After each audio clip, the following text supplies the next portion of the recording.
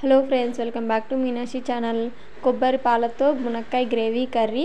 అందుకైతే stove వెలిగించుకొని బాండి పెట్టి కొద్దిగా ఆయిల్ వేసి తిరువాత గింజలు కొద్దిగా కరివేపాకు వేసి ఇలా వేయించుకోవాలి. ఇవి వేగాక మనం పొడుగ్గా కట్ చేసుకున్న మునక్కాయ ముక్కల్ని ఇలా ఆయిల్లో వేసి ఫ్రై చేసుకోవాలి.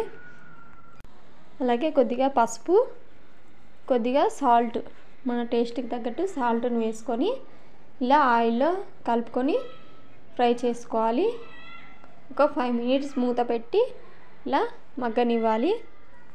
తర్వాత ఒక పచ్చి కొబ్బరి చిప్పని తీసుకొని కొబ్బరి అంతా విడిగా చేసి మిక్సీ జార్లో వేసుకొని కొద్దిగా వాటర్ వేసుకుంటూ ఇలా పేస్ట్లా తయారు చేసుకోవాలి.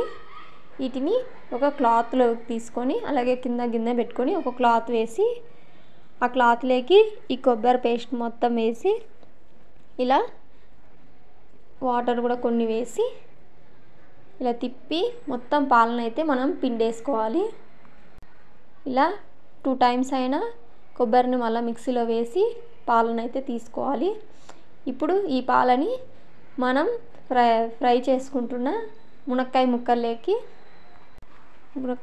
అయితే తీసుకోవాలి. ఇలా మునక్కాయ ముక్కలు ఇంకొకసారి ఫ్రై చేసి కలిపాక వీటిలోకి ఇప్పుడు మనం తీసుకున్న పాలని ఇలా వేసుకోవాలి. ఇలా పాలని వేసి మరొకసారి కలిపి మరొక 10 మినిట్స్ మూత పెట్టి స్లిమ్లో పెట్టి ఉడకనివ్వాలి.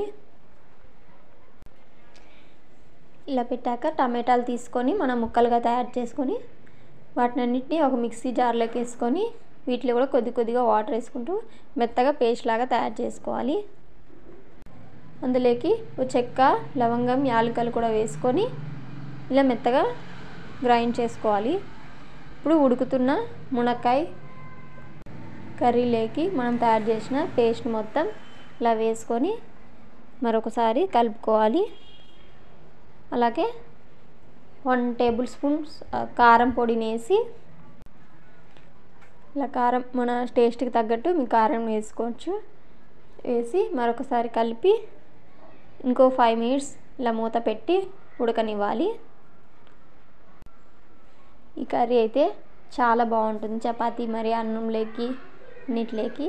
అలాగే కొద్దిగా గరం మసాలాను అయితే తీసుకొని ఇంకొద్దిగా పైన చల్లుకోవాలి.